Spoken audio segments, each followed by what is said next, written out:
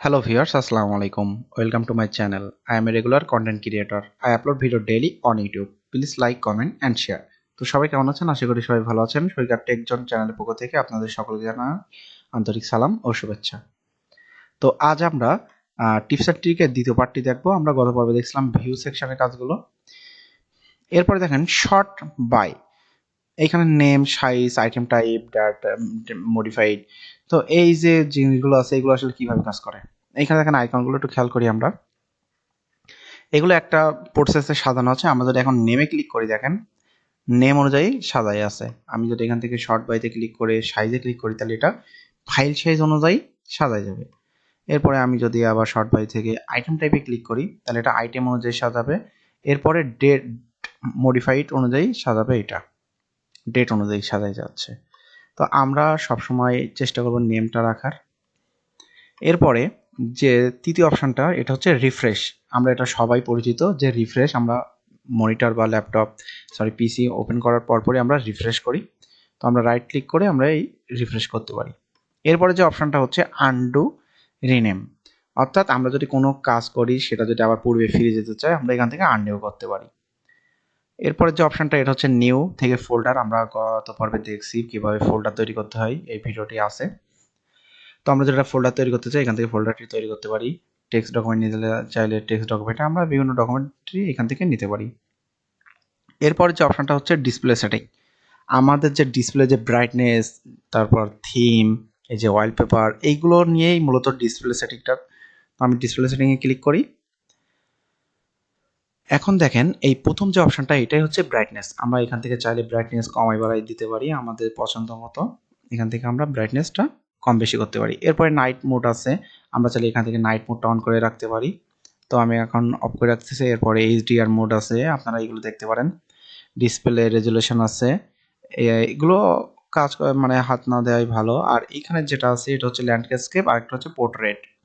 তো ল্যান্ডস্কেপ পোর্ট্রেটটা কি, এটা যদি পিসিটা বরাবর থাকে, এই যে লম্বা বরাবর, আমি যদি পোর্ট্রেটে ক্লিক করি দেখেন এটা পোর্ট্রেট মোডে হয়ে গেছে। ঠিক আছে, তো আমি এটা চেঞ্জ করব না। দেখেন আমার কিন্তু এখন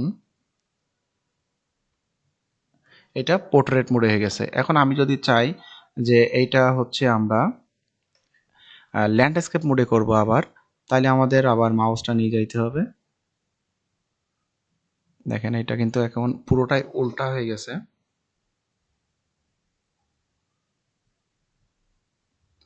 আমরা নিচে নিয়ে আসি, দেন আমরা একটুখানি এখানে নিয়ে আসি,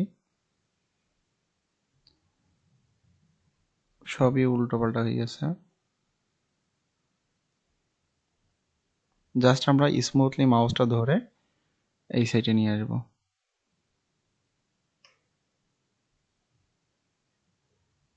এই দিয়ে আমি আবারও ল্যান্ডস্কেপে ক্লিক করব।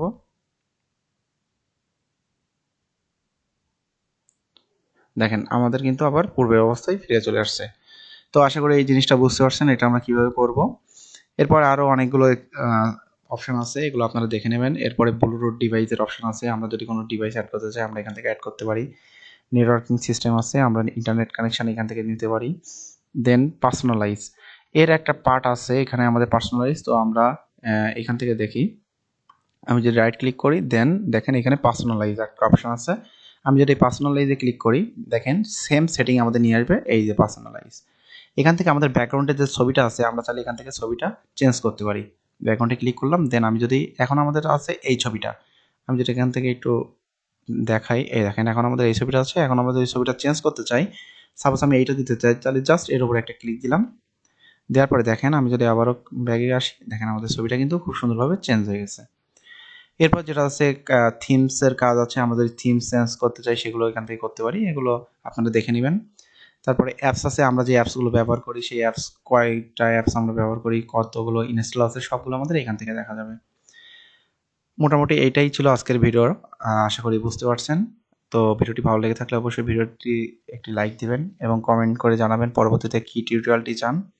তো সবাই ভালো থাকবেন, সুস্থ থাকবেন, আসসালামু আলাইকুম।